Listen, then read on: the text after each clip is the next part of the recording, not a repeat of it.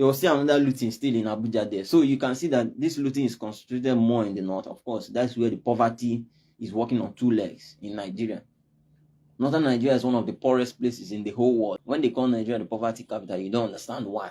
It is because of Northern Nigeria. The poverty is extremely high. There's nothing going on there.